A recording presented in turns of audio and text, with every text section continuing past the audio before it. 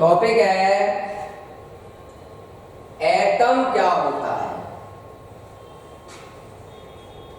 Atom के अंदर क्या क्या चीजें प्रेजेंट है। सबसे पहला पॉइंट, एटम बहुत ही स्मॉल पार्टिकल होता है जिसे आप डिस्ट्रॉय नहीं कर सकते, जिसे आप प्रोड्यूस नहीं कर सकते। एटम के अंदर, जैसे मैंने ये एटम माना, एटम के अंदर न्यूक्लियस पार्ट होता है। एटम के अंदर मैंने ये न्यूक्लियस पार्ट माना।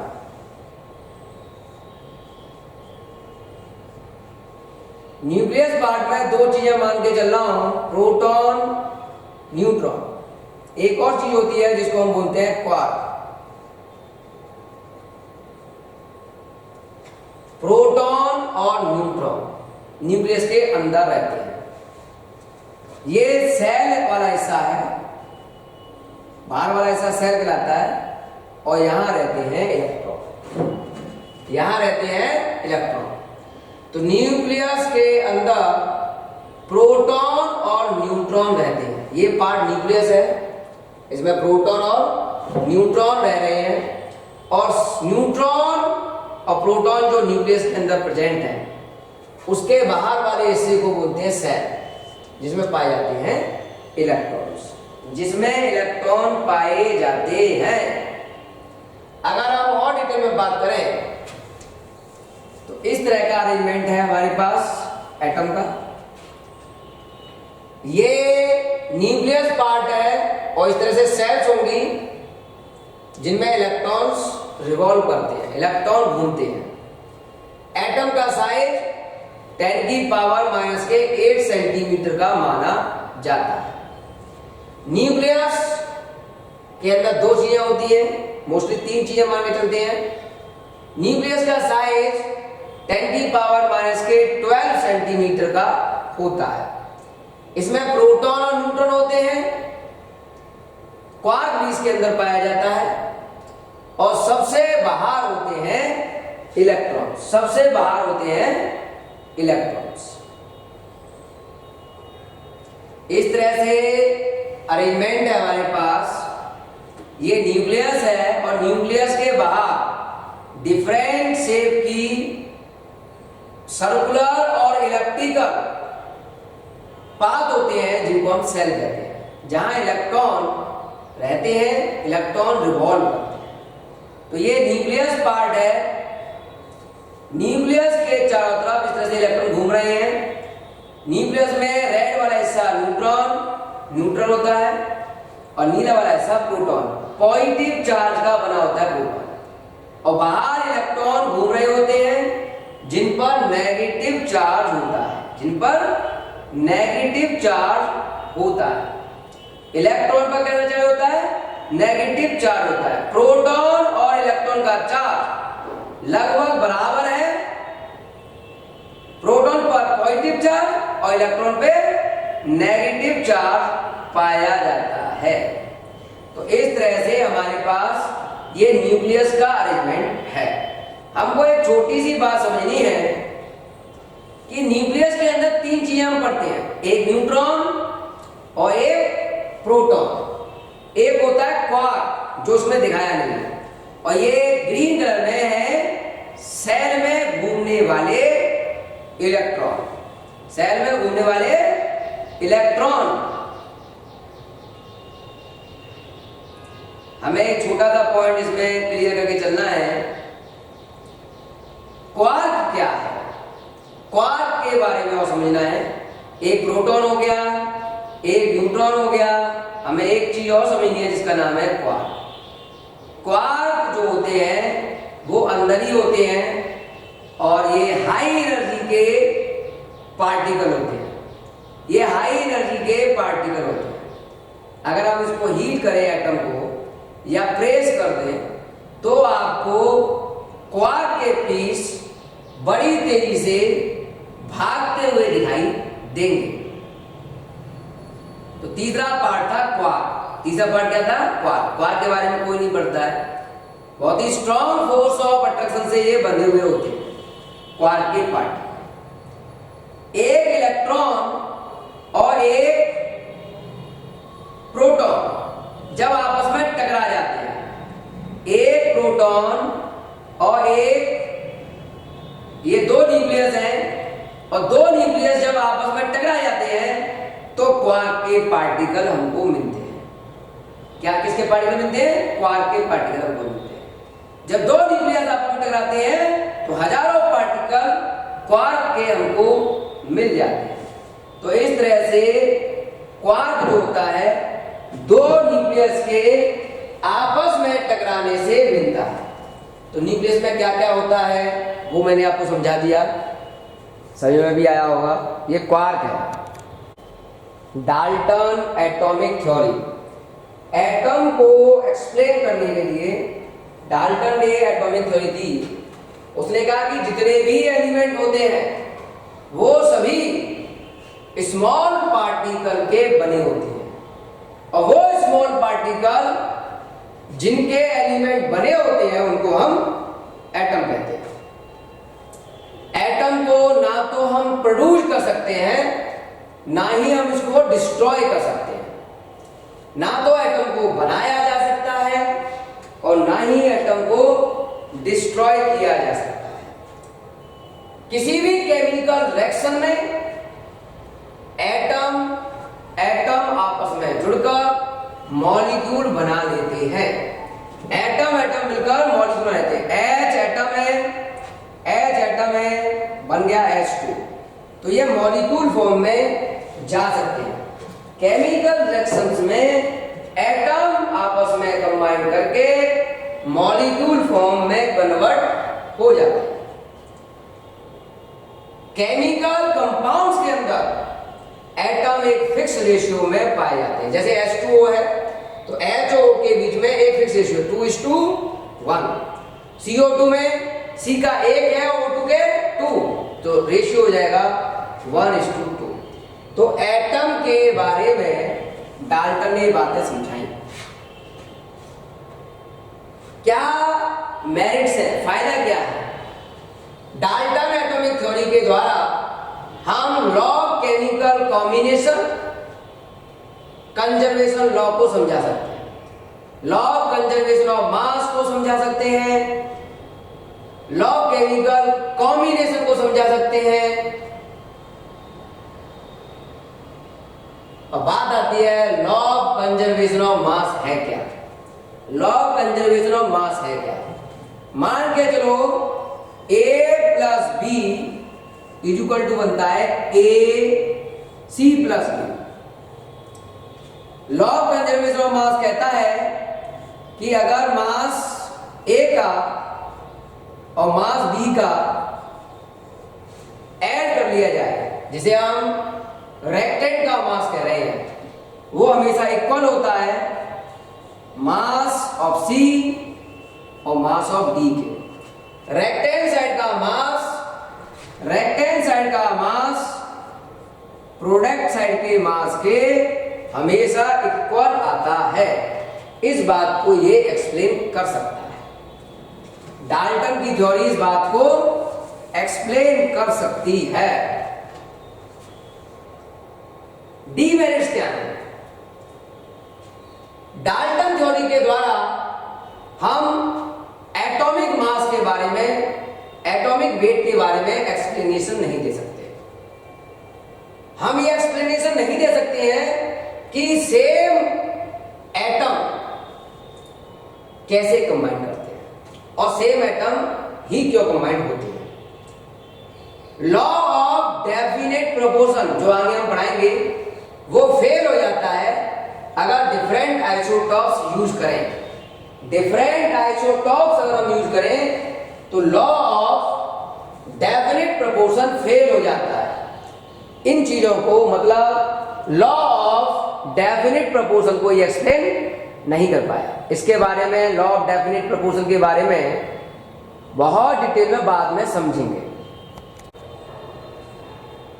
एटम के अंदर अंदर वाले हिस्से में न्यूक्लियस हमने बताया था, और बाहर होती है सेल, और सेल में पाए जाते हैं इलेक्ट्रॉन्स। बाहर सेल में इलेक्ट्रॉन्स होते हैं। बाहर सेल में क्या होते हैं? इलेक्ट्रॉन्स। हमें इलेक्ट्रॉन के बारे में समझना है। इलेक्ट्रॉन का साइज 10 की पावर माइनस के 16 सेंटीमीटर से भी छोटा होता है। 10 की पावर माइनस 16 सेंटीमीटर से भी छोटा होता है। इलेक्ट्रॉन सेल में घूमते हैं। ये इलेक्ट्रॉन है आपके पास, इसे नेगेटिव चार्ज से हम डिनोट कर रहे हैं, ई नेगेटिव से हम इसको लिख सकते हैं।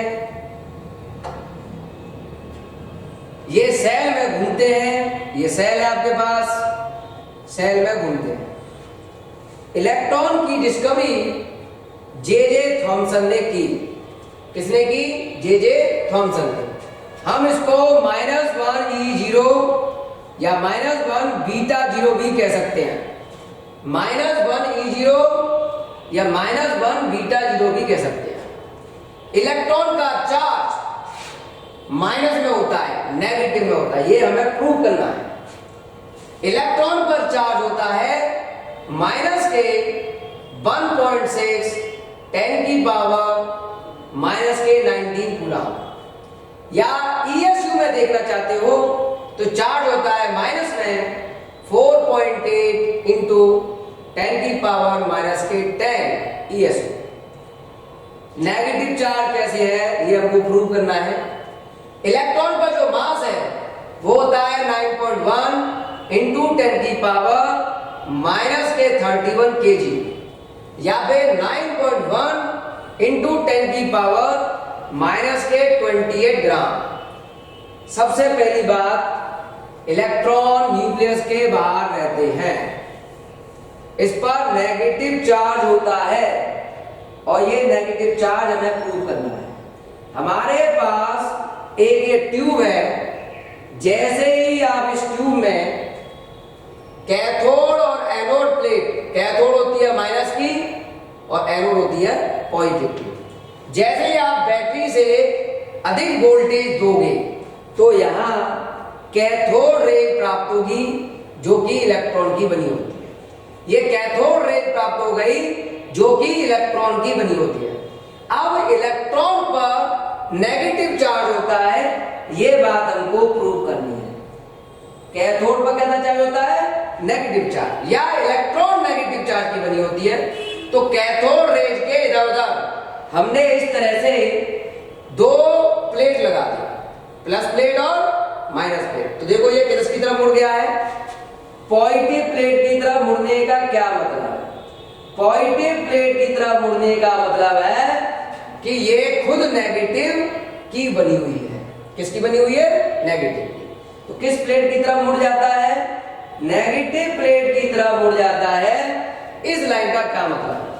इलेक्ट्रॉन ऐसे जा रहा था, इलेक्ट्रॉन पर नेगेटिव चार्ज हम मान रहे हैं, ऐसे करके मैंने प्लेट लगा दी। ये पॉजिटिव प्लेट है और ये नेगेटिव प्लेट। तो इलेक्ट्रॉन जो है वो पॉजिटिव प्लेट की तरफ अट्रैक्ट हो जाता है, प्लस की तरफ अट्रैक्ट हो जाएगा नेगेटिव। इससे ये प्रूफ होता है कि इलेक्ट्रॉन पर नेगेटिव चार्ज होता है। इस बात से प्रूफ होता है कि इलेक्ट्रॉन पर नेगेटिव चार्ज प्रेजेंट होता है। चार्ज मास हमको याद करने होंगे। प्रोटॉन, प्रोटॉन न्यूक्लियस के अंदर पाया जाता है। इसका साइज 10 की पावर माइनस के 13 सेंटीमीटर के आसपास माना जाता है। 10 की पावर माइनस के 13 सेंटीमीटर के आसपास माना जाता है। कहां मिलता है ये मिलता है न्यूक्लियस के अंदर। प्रोटॉन पर पॉजिटिव चार्ज है, प्रोटॉन पर पॉजिटिव चार्ज है। इसे हम H+ से रिप्रेजेंट करते हैं या P+ से रिप्रेजेंट कर सकते हैं प्रोटॉन को। प्रोटॉन की डिस्कवरी रदरफोर्ड ने की। प्रोटॉन की डिस्कवरी रदरफोर्ड ने की। प्रोटॉन का चार्ज प्लस में 1.6 10 की पावर माइनस के 19 कूलम है। या प्लस में 4.8 इंटू 10 की पावर माइनस के 10 ESU होता है। पॉजिटिव चार्ज है, ये प्रूव करना है। प्रोटॉन का मास 1.6 इंटू 10 की पावर माइनस के 27 kg होता है, या फिर 1.6 इंटू 10 की पावर माइनस के 24 ग्राम माना जाता है। किसने डिस्कवरी की प्रोटॉन की? रदरफोर्ड ने इसकी डिस्कवरी की। मान के चलो हमारे पास ये एक्सपेरिमेंट है। एक्सपेरिमेंट से पहले एक छोटी सी बात समझ लीजिए कि अगर मैं एक प्रोटॉन को मूव कराता हूं, जिस पर कैसा चार्ज है? पॉजिटिव चार्ज, और ऐसे मैं प्लेट लगाता हूं, नेगेटिव प्लेट, पॉजिटिव प्लेट, तो ये प्रोटॉन हमेशा नेगेटिव प्लेट की तरफ बाइंड होती है, नेगेटिव प्लेट की तरफ अट्रैक्ट होती है। इससे ये प्रूव होता है कि प्रोटॉन पॉजिटिव चार्ज का बना होता है, क्योंकि ये नेगेटिव प्लेट की ओर अट्रैक्ट हो रही है। तो प्रोटॉन पर नेगेटिव चार्ज है, ये हमको प्रूव करना है। ध्यान देना एक एक्सपेरिमेंट से। ये हमारे पास एक एक्सपेरिमेंट है जिसमें एक एनोड पॉजिटिव प्लेट, एक कैथोड नेगेटिव प्लेट ले रखी है, और जैसे ही पॉजिटिव आयन जो होता है उसे चेक करिए, वो किधर की तरफ भाग रहा है? वो कैथोड की तरफ अट्रैक्ट हो रहा है। किसकी तरफ अट्रैक्ट हो रहा है? कैथोड की तरफ अट्रैक्ट हो रहा है। इसका मतलब ये पार्टिकल प्रोटॉन है, ये पार्टिकल प्रोटॉन है, और वो हमेशा कैथोड की तरफ जा रहे हैं, नेगेटिव प्लेट की तरफ जा रहे हैं। इससे प्रूव होता है कि प्रोटॉन पॉजिटिव चार्ज के बने हैं और वो हमेशा नेगेटिव प्लेट की तरफ भागती हैं। एक साइंटिस्ट थे रदरफोर्ड, उन्होंने सबसे पहले प्रोटॉन के बारे में डिस्कवर किया था। प्रोटॉन के बारे में डिस्कवरी किसने दी थी? रदरफोर्ड ने। प्रोटॉन कैसे चार्ज का होता है? पॉजिटिव चार्ज का होता है। न्यूट्रॉन, न्यूट्रॉन न्यूक्लियस के अंदर पाया जाता है। इसका साइज 10 की पावर माइनस के 13 सेंटीमीटर के अप्रोक्स में होता है। अगर न्यूट्रॉन के बारे में बात करें तो न्यूट्रॉन चार्जलेस है, इसमें चार्ज नहीं होता, Q = 0। इसमें केवल मास होता है। न्यूट्रॉन का मास है 1.6 10 की पावर माइनस के 27 kg, या 1.6 10 की पावर माइनस के 24 ग्राम। 0 और 1 से हम इसको रिप्रेजेंट करते हैं। चैडविक नाम के साइंटिस्ट ने, जेम्स चैडविक नाम के साइंटिस्ट ने न्यूट्रॉन की डिस्कवरी की। किसकी डिस्कवरी की? न्यूट्रॉन की डिस्कवरी। एक छोटा सा पॉइंट समझना है कैसे डिस्कवरी की। जेम्स चैडविक ने बेरिलियम पर अल्फा पार्टिकल की बमबारी की। बेरिलियम की रॉड पर अल्फा पार्टिकल फेंके, तो beryllium plus alpha particle 2He4। Beryllium होता है 4, बेरिलियम 9 प्लस 2He4 आपस में रिएक्शन करे और कार्बन प्लस न्यूट्रॉन प्राप्त हुआ। कार्बन 6, कार्बन 12 और न्यूट्रॉन प्राप्त हो गया। तो बेरिलियम पर अल्फा पार्टिकल की बम्बारमेंट कराने से न्यूट्रॉन प्राप्त हुए। किसने डिस्कवरी की थी इसकी? जेम्स चैडविक ने न्यूट्रॉन की डिस्कवरी की। जेम्स चैडविक ने न्यूट्रॉन की डिस्कवरी की। ये अल्फा पार्टिकल फेंके गए और जैसे अल्फा पार्टिकल बेरिलियम की रॉड से टकराए तो न्यूट्रॉन का प्रोडक्शन हो गया। किसका प्रोडक्शन हो गया? न्यूट्रॉन का प्रोडक्शन हो गया। इस तरह से न्यूट्रॉन का प्रोडक्शन हो गया और वो न्यूट्रॉन न्यूक्लियस में पहुंच गए। दोबारा समझ लीजिए, जेम्स चैडविक ने डिस्कवरी की न्यूट्रॉन की। उन्होंने बेरिलियम पर अल्फा पार्टिकल फेंके। ये अल्फा पार्टिकल फेंके गए, बेरिलियम की रॉड से टकराए, टकराने के बाद वो कन्वर्ट हो गए कार्बन प्लस न्यूट्रॉन में। कार्बन प्लस न्यूट्रॉन में कन्वर्ट हो जाते हैं।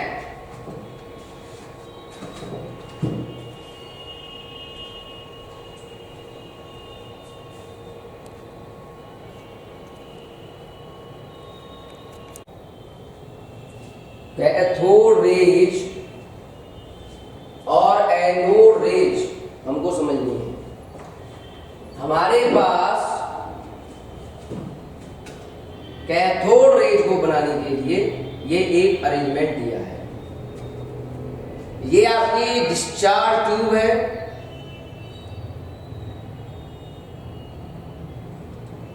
ये आपकी दो रॉड है। इस रॉड को बैटरी के नेगेटिव टर्मिनल से और इस रॉड को बैटरी के पॉजिटिव टर्मिनल से जोड़ दिया गया।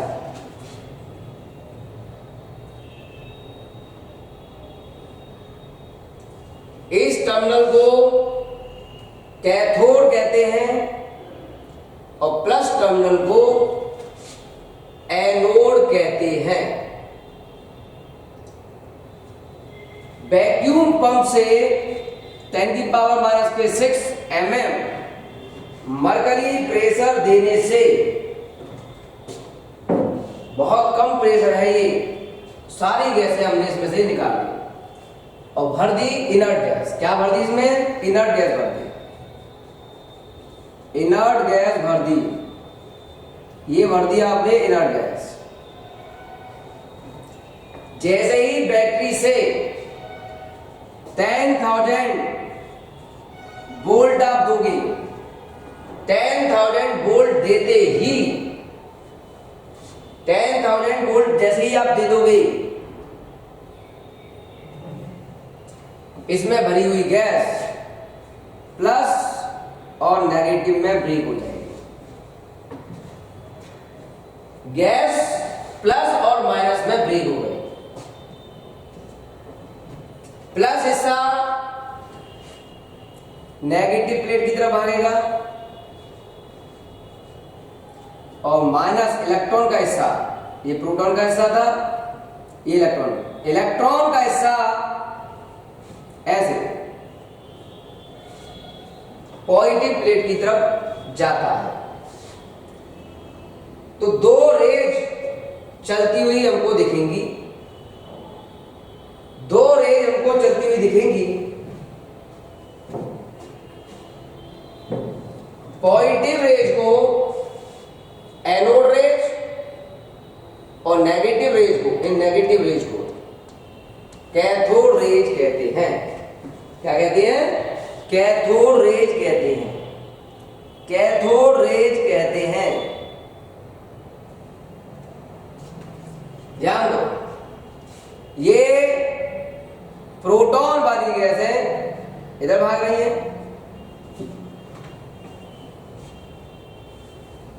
उल्टा डायग्राम है, थोड़ा रोक लो उसको। दो तरह की गैसें बनी, दो तरह की आयंस बने, प्रोटॉन और इलेक्ट्रॉन। ये आपका पॉजिटिव टर्मिनल है और वो आपका नेगेटिव कैथोड। तो प्रोटॉन सभी कैथोड की तरफ भागेंगे। पॉजिटिव चार्ज नेगेटिव चार्ज की तरफ भागेगा और इलेक्ट्रॉन सभी पॉजिटिव की तरफ भागेंगे।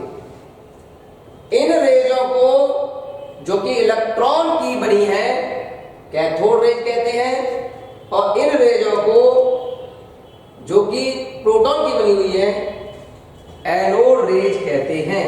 क्या कहते हैं? एनोड रेज कहते हैं।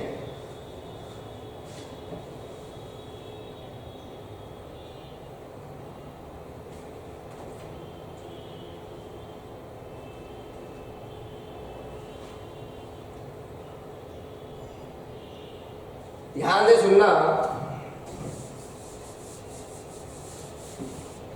ये डिस्चार्ज ट्यूब है, इसमें ये एनोड है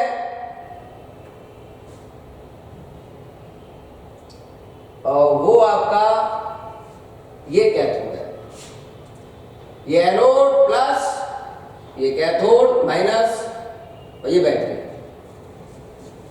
पहला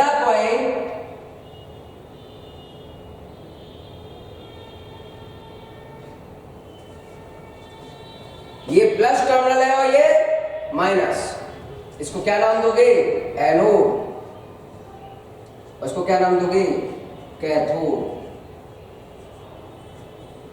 यहां जो गैस भरी हुई है वो प्लस और माइनस में ब्रेक हुई। हाई वोल्टेज देने पर प्लस माइनस में ब्रेक हुई। इलेक्ट्रॉन इसकी तरफ जाएंगे, प्रोटॉन इसकी तरफ जाएंगे। ये एनोड रेज कहलाएगी और ये कैथोड रेज। चेक करिए, दो प्रकार की रेज आपको दिखाई देंगी। ये बन गई आपकी कैथोड रेज और ये बन गई आपकी एनोड रेज। तो एक ही ट्यूब में मैंने दोनों रेज समझा दी। ये कैथोड रेज है और वो कैनाल रेज मतलब एनोड रेज है। कौन सी रेज है? एनोड रेज है। दोबारा सुनिए ढंग से। हमारे पास ये कोई हाइड्रोजन गैस बनी हुई है। क्या बनी हुई है? Hydrogen gas. जैसे ही आप हाई वोल्टेज दोगे तो ये आयन ब्रेक हो जाएगा। देखो ये अभी प्लस में ब्रेक होगा। H plus electron, H plus proton, ये इलेक्ट्रॉन बन गया। देखो ये इलेक्ट्रॉन बन गया और जो प्रोटॉन बन गए वो उधर जा रहे हैं। एक प्रोटॉन के बन के उधर जा रहे हैं वो एनोड रेज और इलेक्ट्रॉन उनके जो आ रहे हैं वो कैथोड रेज। ये एनोड रेज और ये कैथोड रेज। ये एनोड रेज, ये एनोड रेज है और ये गए कैथोड रेज। इलेक्ट्रॉन, सीधी बात है, इलेक्ट्रॉन इधर की तरफ भाग रहे हैं और पॉजिटिव चार्ज उधर की तरफ भाग रहे हैं। तो इस तरह से दो तरह की रेज होती हैं। एक कैथोड रेज होती है और एक anode rays. Positive charge cathode plate की तरफ भाग रहे हैं और नेगेटिव चार्ज इलेक्ट्रॉन एनोड की तरफ भागते हैं। एनोड की तरफ जाने वाले आपके कैथोड रेज में आते हैं। किस में आते हैं? कैथोड रेज में आते हैं। इलेक्ट्रिक फील्ड में चेक करिए, प्लस चार्ज इधर की तरफ मुड़ रहा है। जैसे इलेक्ट्रिक फील्ड आएंगे प्लस चार्ज नेगेटिव प्लेट की तरफ मुड़ना शुरू हो गया। नेगेटिव प्लेट की तरफ मुड़ना शुरू हो गया। तो एनोड रेज नेगेटिव प्लेट की तरफ मुड़ती है।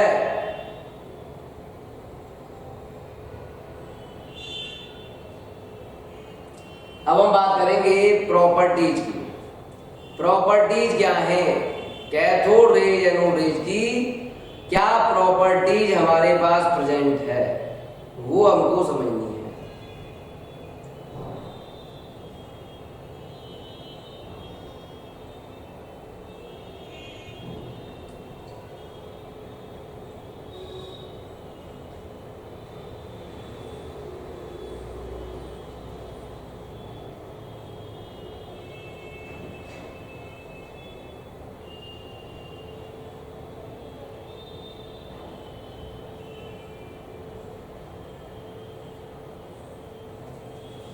पहला पॉइंट, कैथोड रेज हो या एनोड रेज हो, दोनों ही स्ट्रेट लाइन में चलते हैं। कैथोड रेज हो या एनोड रेज हो, दोनों ही स्ट्रेट लाइन में चलते हैं। अगर आप कैथोड रेज या एनोड रेज जैसे ये आपकी निकल रही हैं, उसके सामने एक ऑब्जेक्ट रख दें तो उसकी शैडो बन जाती है। तो उसकी शैडो बन जाती है। शैडो बनने का मतलब रेज स्ट्रेट लाइन में चल रही है। जब भी कोई रेज स्ट्रेट लाइन में चलती है तो उसकी शैडो बन जाती है। क्या बन जाती है? शैडो बन जाती है। चेक करिए भाई, ये स्ट्रेट लाइन में चल रही है या नहीं चल रही है। देखो स्ट्रेट लाइन में चल रही है और उधर ग्लो हो गया, जिंक सल्फाइड से टकराते ही ग्लो आ जाता है। तो ये स्ट्रेट लाइन में चलती है, चाहे कैथोड रेज हो चाहे एनोड रे जो हमेशा स्ट्रेट लाइन में चलती है। अगर हम प्रॉपर्टी की बात करें तो जैसे ही कैथोड रेज या एनोड रेज ऑब्जेक्ट से टकराएंगी उसकी शैडो बन जाती है। क्या बन जाती है? शैडो बन जाती है, उसकी शैडो बन जाती है। आगे समझिए।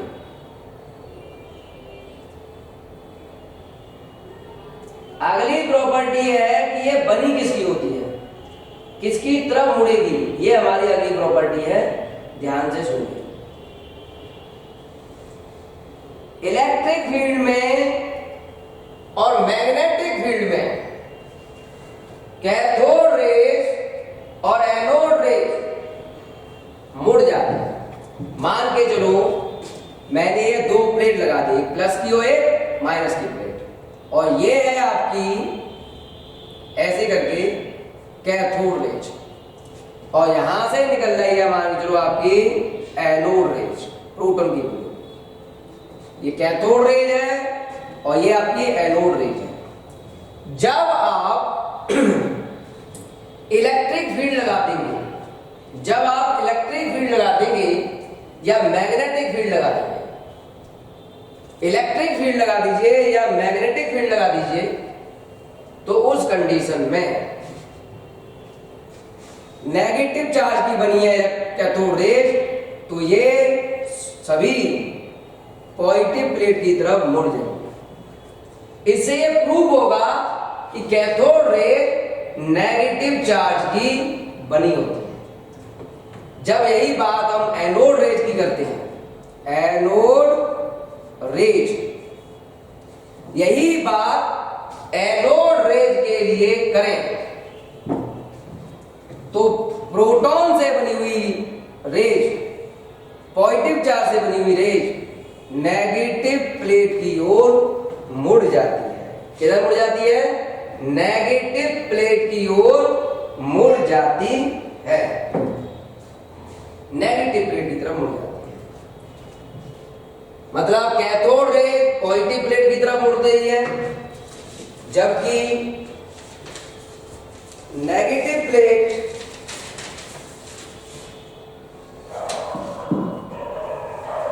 Proton positive raise negative plate की तरफ मुड़ जाती है।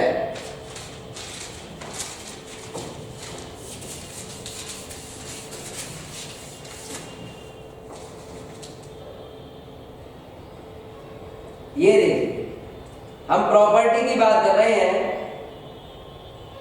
सीधी स्ट्रेट लाइन में कैथोड रेज चल रही है, लेकिन ये किसकी तरफ मुड़ गई? पॉजिटिव प्लेट की तरफ मुड़ गई। किसकी तरफ मुड़ गई? पॉजिटिव प्लेट की ओर मुड़ जाती है कैथोड रेज। इलेक्ट्रिक फील्ड में ये पॉजिटिव टर्मिनल की तरफ मुड़ गई। ये स्ट्रेट लाइन में चल रही है। मैग्नेटिक फील्ड में ये नॉर्थ की तरफ मुड़ जाती है। ये देखो नॉर्थ की तरफ मुड़ गई। किसकी तरफ मुड़ गई? नॉर्थ की तरफ।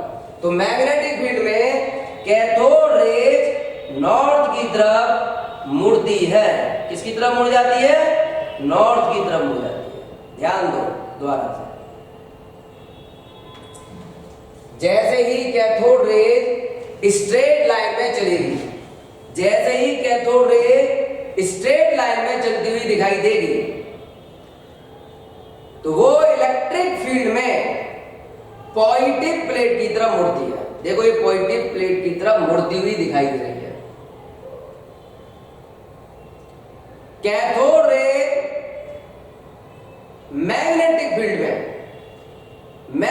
फील्ड में किधर मुड़ेगी? ये स्ट्रेट लाइन में चल रही है, और जैसे ही आप मैग्नेट लाओगे तो ये नॉर्थ पोल की तरफ मुड़ जाती है। किसकी तरफ मुड़ जाती है? नॉर्थ पोल की तरफ मुड़ जाती है।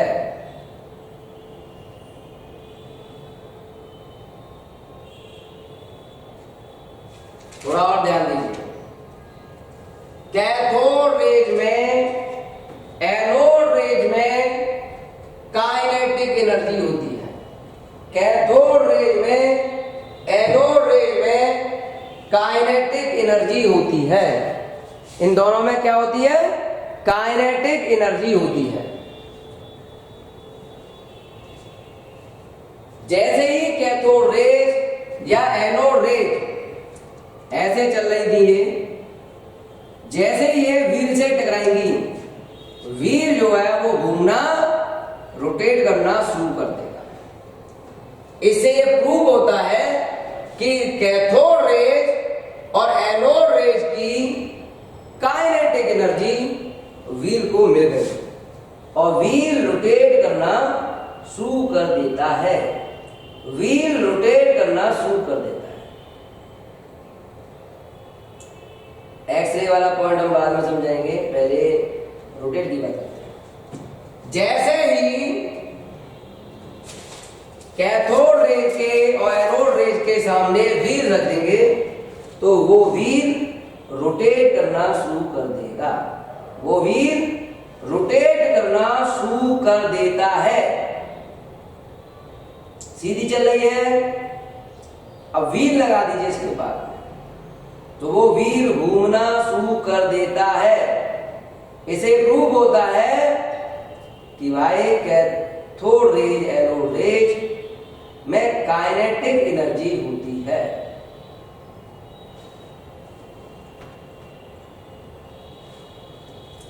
कैथोड रेज की अगली property, cathode rays anode rays गैसों को आयोनाइज कराती हैं। आयोनाइज का मतलब क्या है?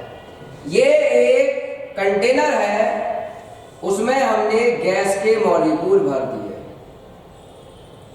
जैसे ही कैथोड रेज और एनोड रेज गैस के कंटेनर से टकराएगी, गैस से टकराएगी, गैस के मॉलिक्यूल प्लस माइनस में टूट जाएंगे, मतलब गैसों का आयोनाइजेशन हो जाएगा, गैस आयनों में ब्रेक हो जाएगी।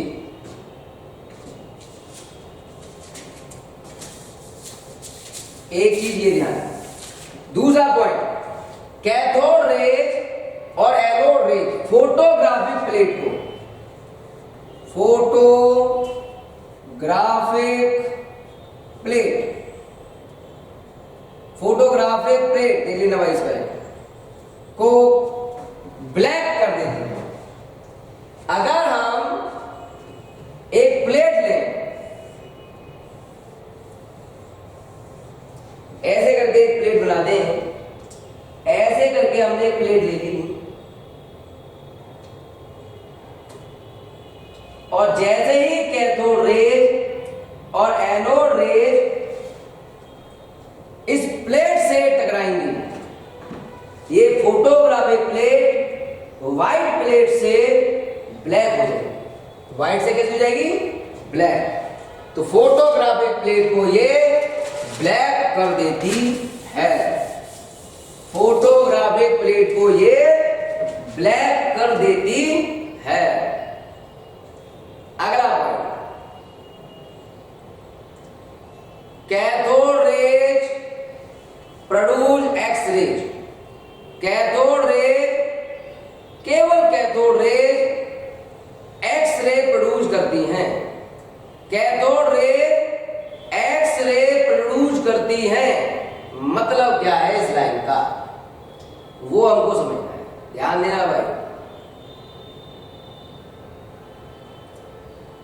कैथोड रेज जैसे ही किसी मेटल से टकराती है, ये आपका अरेंजमेंट है, यहां से कैथोड रेज निकलेगी, यहां से, ये टारगेट है मेटल की प्लेट। जैसे ही बैटरी से आप कैथोड रेज बना के यहां भेजोगे, कैथोड रेज जैसे ही इस मेटल से टकराएगी, ये मेटल से टकराकर एक्स रे बना देगी। ये इलेक्ट्रॉन निकले मतलब कैथोड रेज निकली। यहां से कैथोड रेज जैसे ही निकलेगी और वो मेटल के सरफेस पर गिरेगी। मेटल के सरफेस पर कैथोड रेज टकराती है केवल कैथोड रेज, एनोड रेज नहीं, तो वो उसमें से एक्स रे प्रोड्यूस कर देती है, वो उसमें से एक्स रे प्रोड्यूस कर देती है। और इस तरह से आपके